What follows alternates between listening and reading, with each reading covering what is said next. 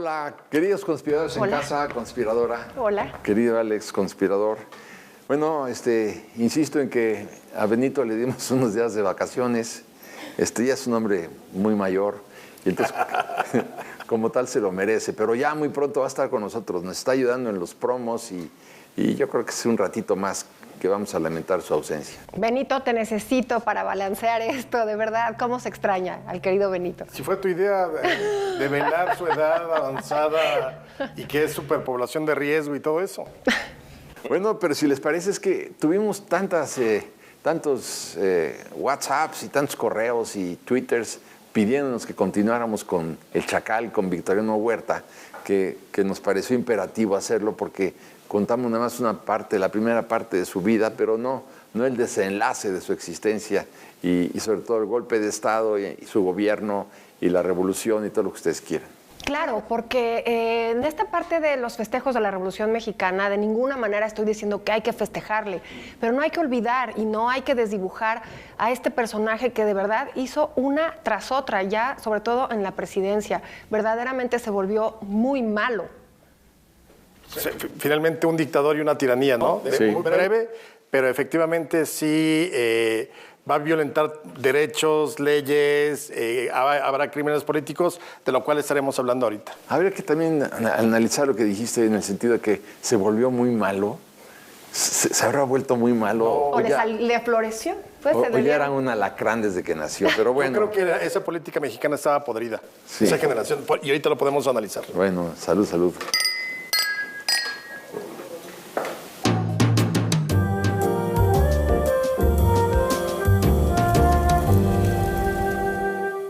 Bueno, ya vimos entonces que sí, que efectivamente se decide arrestar al presidente Madero y a su hermano, a Pino Suárez, en Palacio Nacional, ya durante la decena trágica. Y esta es una decisión verdaderamente tremenda. Arrestar a un presidente de la República que además, como tú decías, había llegado democráticamente al poder, no era un Porfirio Díaz que llegó como un golpista, no, él sí llega por la vía democrática y sin embargo toman la decisión de ir por él, de arrestarlo y de encerrarlo en la intendencia de Palacio Nacional. Sí, yo creo que culpar y responsabilizar nada más a Victoriano Huerta de esto creo que sería poco cortés de nuestra parte. Porque evidentemente hay una confabulación de muchos sectores ahí dentro, e incluso el Congreso es tan responsable, a pesar de que era Claro. la famosa 26 legislatura, que luego parte de ella terminaría en Lecumberri durante el gobierno de Victoriano Huerta. El hecho es que aceptaron esa votación económica a mano alzada, no quedó registro de quiénes sí aceptaron la renuncia de Madero y quiénes no. Al final le entregaron en bandeja de plata al poder y lo peor de todo, muy al estilo mexicano, cumpliendo como mandaba la ley. Porque en ese sentido, tal cual estableció la Constitución, la sucesión presidencial en caso de que no hubiera presidente y vicepresidente, así fue. ¿Cómo sucede? Bueno, le sacan diciéndoles que les van a perdonar la vida a Madero y a Pino Suárez, los convencen de que renuncien, que es mejor para todos, para pacificar al país. Madero y Pino Suárez aceptan renunciar, Madero no sabe del asesinato de su hermano, renuncia, y en ese momento el corre, ve y dile de toda esta historia es Pedro Lascurain, que era el secretario o ministro de Relaciones Exteriores. Claro, y donde no estuvieron a la altura esos congresistas es que en la calle se estaba cayendo la gente muerta, en la calle estaba habiendo una violencia absoluta, de ninguna manera iban ni a respetarles la vida, era finalmente ser cómplices de lo que iba a ser, que era el asesinato. No iba a acabar bien. ¿Cómo podía acabar bien? Entonces, ahí es donde yo digo, seguía siendo el presidente, porque no es que fue algo pensado, un proceso largo, fue sobre las rodillas y sobre los muertos que apestaban en la entrada. No es que estuviera sucediendo fuera. Pero en el interior de la República, estaba ahí, fuera de Palacio Nacional. Con independencia que ya lo hemos discutido un trillón de veces, ¿no? Que yo creo que la renuncia de Pancho Madero está viciada de nulidad porque no concurre un argumento básico entre los acuerdos, que es la libre voluntad de expresión. No la tuvo. Entonces, bueno, pero en fin, eso sí es otro concepto. Pero al final, legalmente el problema es sí que fue. En términos legales de la Constitución se respetó todo el protocolo. ¿Quién ocupa la presidencia 45 minutos? ¿Cuál es su única decisión de gobierno? Elegir o designar secretario de Gobernación a Huerta. Y renunciar. Y como ya no hay nadie más, ¿quién es el presidente? Huerta. Pero entrega. Tú sitúate ahí, Alejandro. Tú imagínate lo que está sucediendo en 45 minutos. Es obvio que todo lo que está sucediendo apesta a terrible conspiración y sin embargo sucede, lo perpetran, lo llevan a cabo. ¿Cómo te vas a dormir hoy? Te pregunta a tu esposa, ¿cómo te fue en el Congreso? Bueno, pues sí, firmamos para que le pasara esto a Madero y en 45 minutos le dimos el poder a otro y después al final terminó una de las partes. Pero acuérdate que en ese momento no saben que lo van a asesinar. Bueno, o sea, si eso va a traer la paz, bienvenida sea la paz. Al otro día hubo un desfile para Félix Díaz. Los muertos de los que hablas ya habían sido recogidos porque acuérdate que hay ya no hay muertos afuera del Palacio Nacional. Ok, pero la gente... Ya no hay ni siquiera combates. Los combates habían terminado 24 horas antes, ya la gente estaba festinando, empezaba otra vez la cotidianidad. Entonces, nadie sabía de lo que podía ser capaz Victoriano Huerta. Pero la verdad de las cosas es que Madero tenía que haber dicho, no, yo no voy a renunciar. Van ustedes a asesinar al presidente de la República. Sí, claro, o sea, porque eso de que lo iban a mandar a Cuba, no... A Cuba, bueno, esa fue la promesa. Sí, claro. Y lo ayudó ahí Márquez Sterling, ¿te acuerdas? El embajador de Cuba, pero... Sí. Yo tengo la duda, porque me acuerdo haber leído, Alex, que sí, Pancho Madero llegó a saber del asesinato de su hermano. Sí, pero hasta después de haber firmado. Esa noche del 19, sí, bueno, o poco después, la mamá le dice, cuando lo va a visitar. La mamá le dice. Y ahí es cuando le llora en las rodillas y se arrepiente de todas las malas decisiones que había tomado. Claro. Demasiado tarde. Llora Madero, llora. A ver, imagínate, hay que meter la cámara... Chávez, sí. En la intendencia y ver la escena en donde la mamá de Madero, sabiendo que su hijo, el presidente, está preso, va y le dice, mataron a tu hermano. Y además creo que le cuenta hasta los detalles, bueno, porque ¿te acuerdas que le decían a Gustavo el ojo parado? Sí, porque tenía un ojo de vidrio. Y entonces aquí en la cárcel del Carmen le ponen una luz para ver cuál es el ojo que se movía y ahí le encarnan un picayelo en el ojo, bueno, y luego le dan 27 puñaladas. Bayonetazos. A Gustavo Madero. Sí, fue una tortura terrible. Ahora, yo creo que se arrepiente de esas 24 horas que le da a Huerta. Mi pregunta es a esos congresistas, ¿por qué si Huerta estaba para apoyar al presidente, por qué ahora es el que tiene preso al presidente? ¿Y por qué es el que le dice que tiene que firmar? Entiendo lo que dices de si es por la paz, pero a mí me suena a que ese Congreso... no debió haber pasado por alto lo que estaba sucediendo. Y si tú ves la prensa de esos días, sí, a lo mejor la cotidianidad empezaba a salir, pero de que estaba muy fresco lo que estaba pasando en la Ciudadela, yo no creo que haya sido una decisión tranquila. Yo creo que sabían perfectamente que iba a morirse Madero y no les importó. Yo tendría mis dudas, así como el asesinato, yo creo que eso es lo que va a exponenciar todo. Yo en ese momento creo que se confiaba en que saliera con vida. Claro, exiliado y todo eso. Ahora, pues es toda una legislatura avaló ese... Pero a ver, es una legislatura porfirista. La mitad ya no. Acuérdate que habían renovado en septiembre del 12. Sí. O sea, ya estaban ahí Félix Palavicini, Luis Cabrera, o sea, todo este tipo de personajes que luego van a ser importantísimos intelectuales de la Revolución. Tanto así que los vas a ver presos en Lecumberri en el mes de octubre. Belisario Domínguez, claro.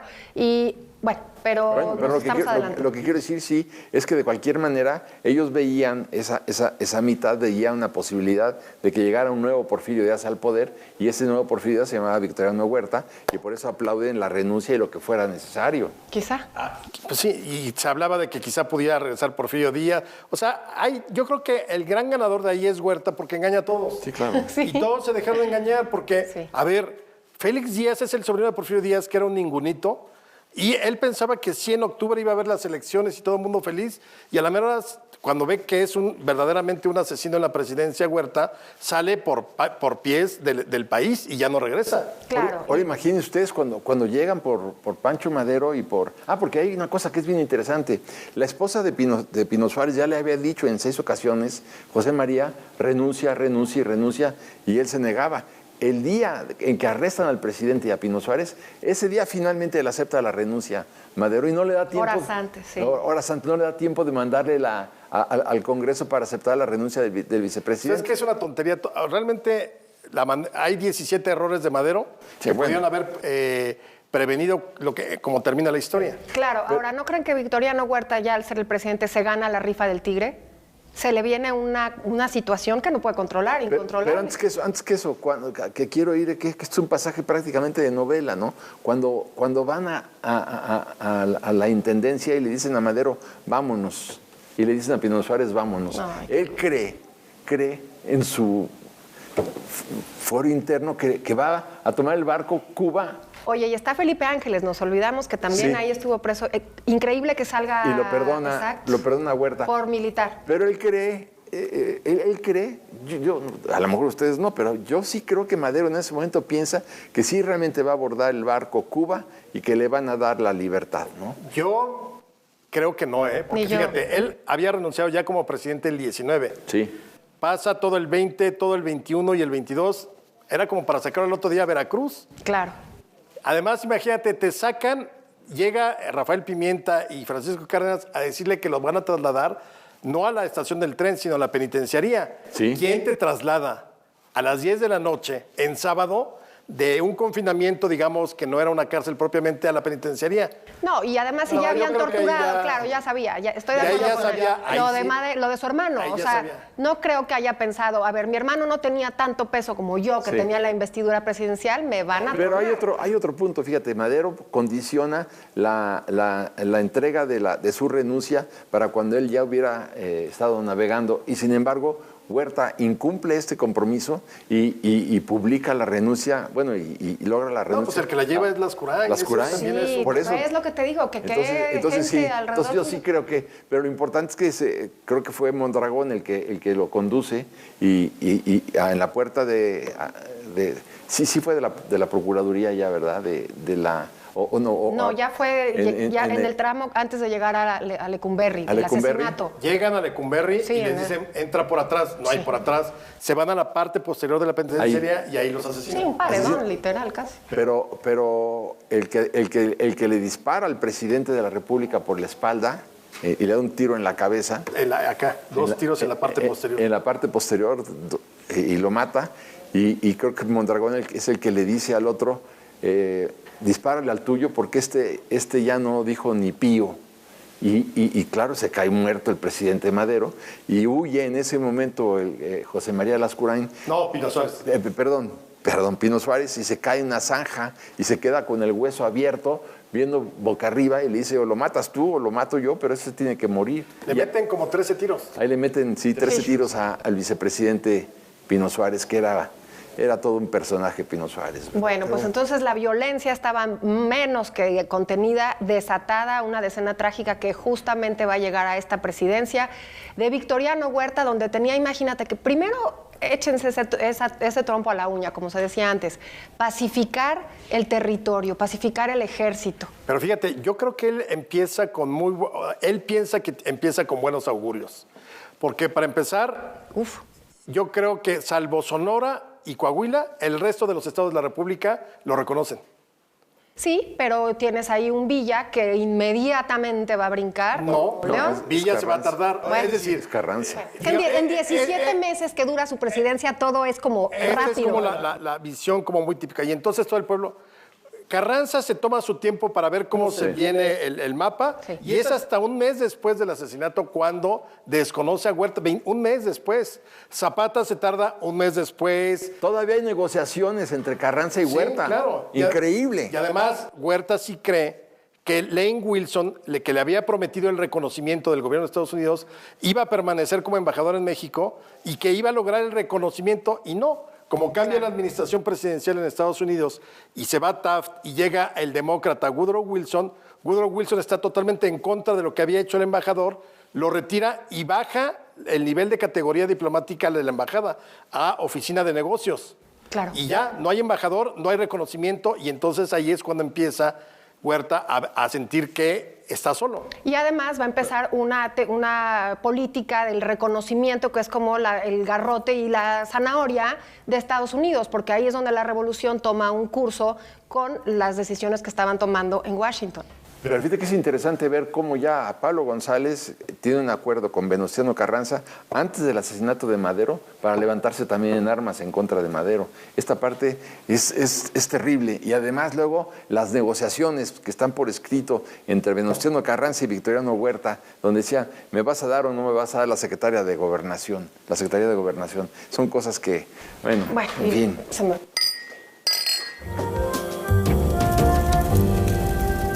Le damos una vuelta al territorio azteca. La noticia está en las calles, en los rincones de todo México. El espacio de ADN 40 donde dejamos los foros de televisión y nos vamos a donde se mueve la información. Porque usted lo sabe, este espacio, este programa, lo hacemos absolutamente todos. Norte a sur te traemos los hechos. Esta es nuestra crónica urbana. Tu ciudad en tiempo real. Lunes a viernes, 19 horas. ADN 40. Siempre conmigo. En punto de las 9 de la noche conoce los acontecimientos que son y serán noticia. Periodismo oportuno y veraz que llega hasta ti. Muy buenas noches. Gracias por su sintonía y preferencia. Entérate de los sucesos que hacen historia en Es Noticia. Lunes a viernes, 21 horas. Por ADN 40. Siempre conmigo.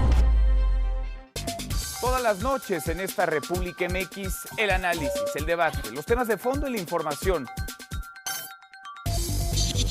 La libertad de opinar, la pluralidad. Soy Manuel López San Martín, acompáñenos. Noticias República MX. Lunes a viernes, 22 horas. ADN 40. Siempre conmigo. Antes de que termine la tarde, hacemos el recuento de los acontecimientos coyunturales, acompañado de información que está sucediendo. Invito a que juntos recibamos en la noche en un recorrido por la información. Noticias de ida y vuelta con Alejandro Brock. Lunes a viernes a las 18 horas. ADN 40. Siempre conmigo. Los fines de semana la información también es constante. Viridiana Hernández te presenta Noticias de ida y vuelta. Nadie imaginó que las intensas lluvias se llevarían casas y algunos caminos. Sábados 11 horas y domingos 15 horas. ADN 40. Siempre conmigo. Juntos vamos a revisar, vamos a analizar lo más importante de la semana. Sucesos que importan, la información ágil y honesta, sucesos que impactan, los acontecimientos que marcan el día a día, de lo nacional a lo internacional, la información que tú necesitas. ADN 40 en red, lunes a viernes, 20 horas. ADN 40, siempre conmigo. Investigación y análisis crítico. Hay un cambio profundo en la concepción de entregar las noticias. Periodismo para el mundo de hoy. La misma calidad, el mismo contenido, información verificada. Así amanece con Leonardo Curcio. Lunes a viernes a las 7 horas. Por ADN 40. Siempre conmigo.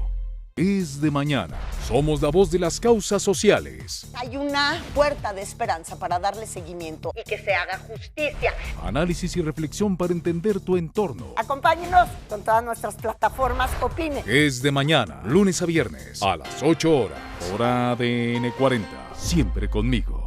Le damos una vuelta al territorio azteca. La noticia está en las calles, en los rincones de todo México. El espacio de ADN 40 donde dejamos los foros de televisión y nos vamos a donde... Bueno, y ahí comienza así, con el asesinato del presidente Madero, pues se levanta en armas Venustiano Carranza y empieza lo que yo llamaría la segunda parte de la revolución. La primera parte de la revolución es el derrocamiento de Porfirio Díaz.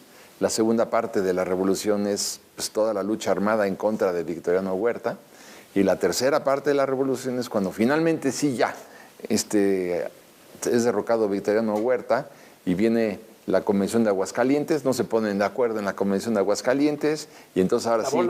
Y viene la bola. Sí, claro. Sí, entonces viene Villa contra Obregón y contra Carranza, fue la tercera parte de la revolución, que acaba con la derrota de Villa, ¿no? Claro, una cosa antes que yo quisiera plantear, porque todo esto ya lo decimos como muy rápido, pero en esos momentos, ¿qué le pasaba al ejército? Porque además hay que pensar en esos soldados que son víctimas de una cosa terrible que se llama la leva.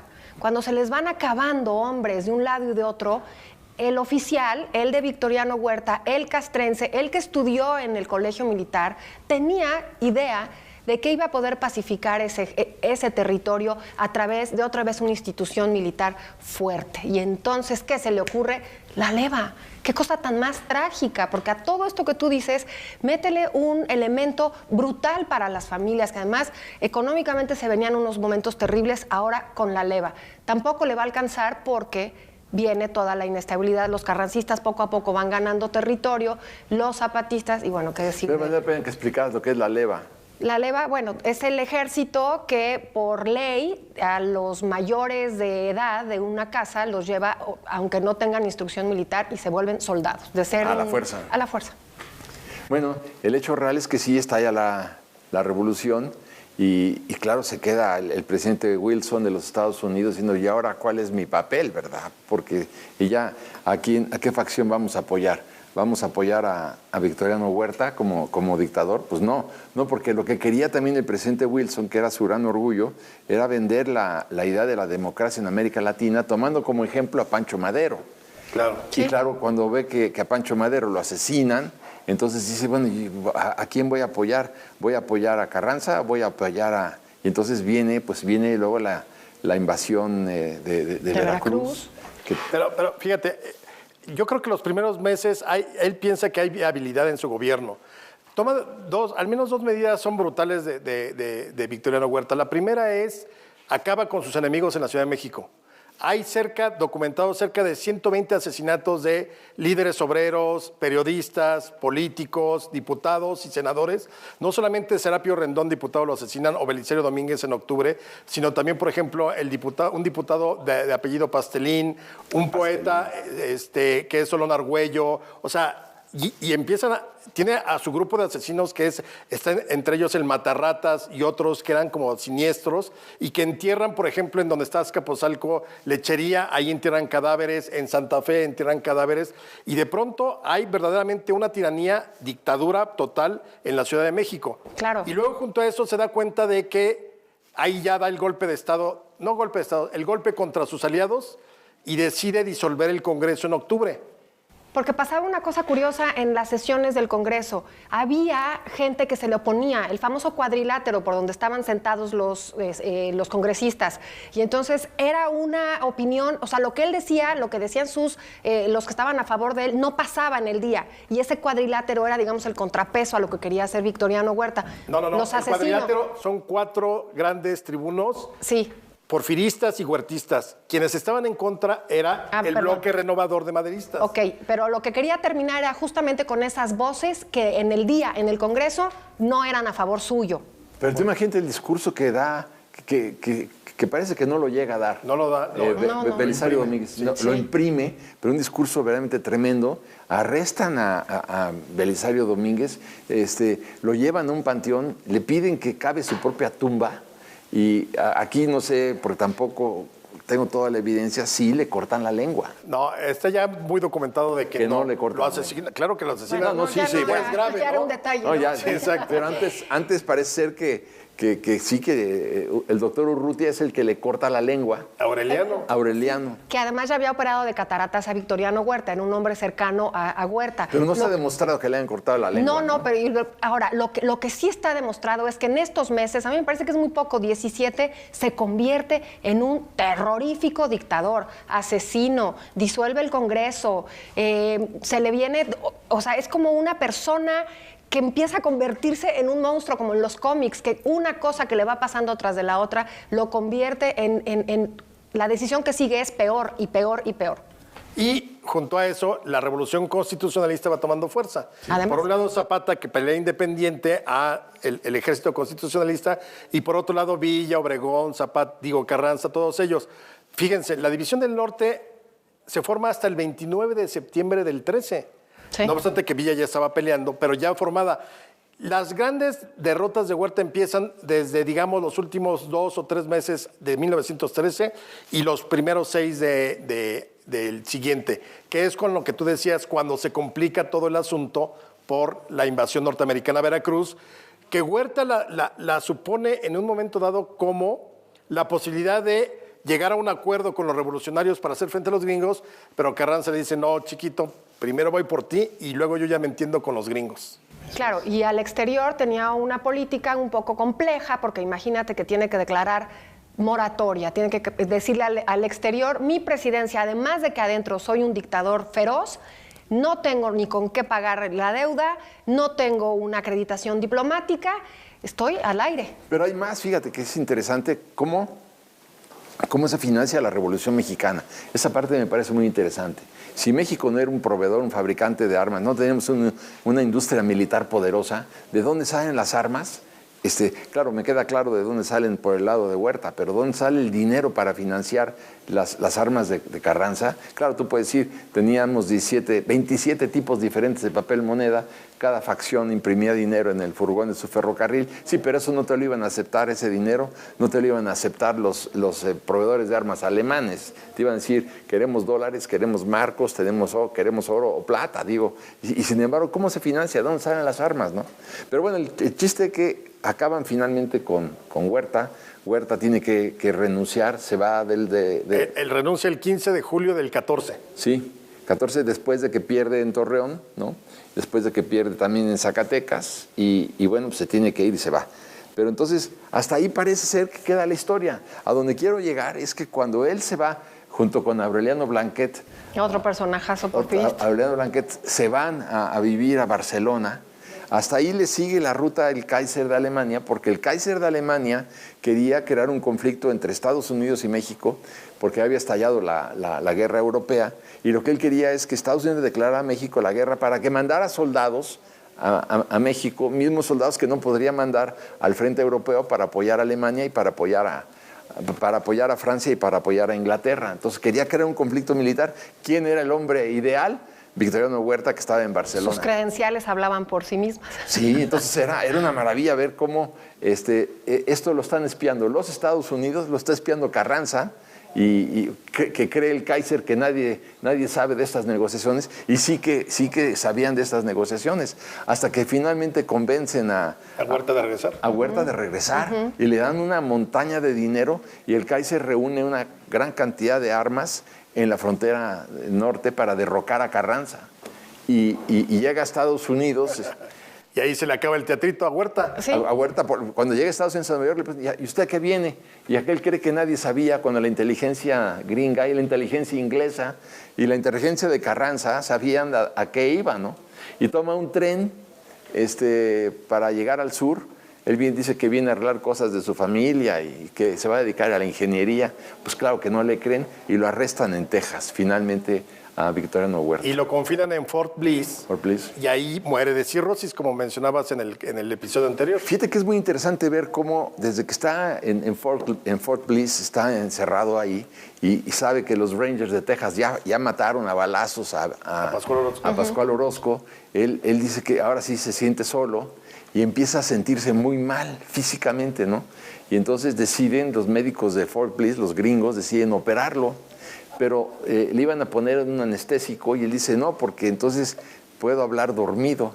Entonces quiero que me operen en mi 5 y pide una botella de Genesis. Lo tengo documentado y dice, toma a pico la botella de Genesis.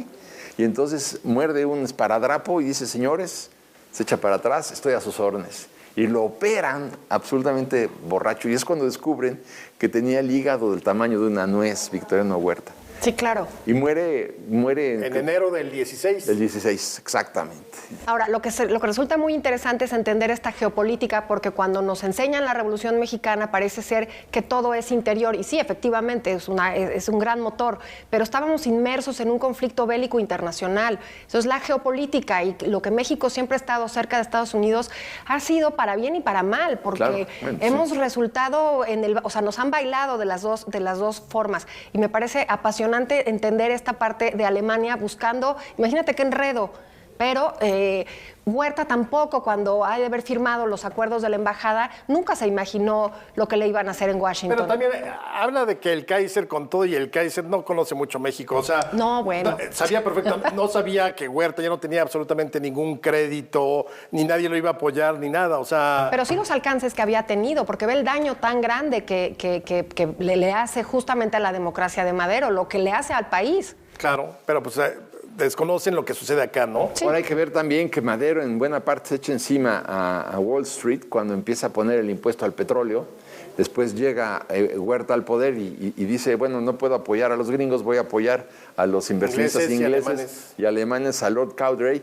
Y todos los gringos dicen, no, ¿cómo vas a apoyar a los ingleses? No, nos apoyas a nosotros. Y ahí también estalla por todo. O sea, que se le arma la que nunca se imaginó. Y Carranza muy bien porque él dice, yo primero te derroto a ti, no voy a hacer un frente común contra los norteamericanos. Y los norteamericanos van a permanecer en Veracruz desde abril del 14 hasta noviembre. Sí. Y ya en noviembre negocian directamente con Venustiano Carranza y entonces ya se van de Veracruz y es cuando llega Carranza a gobernar Veracruz. Ya cuando están todos contra todos, de eso hablaremos en otra ocasión. Pero, salud porque... Sí, es medio un...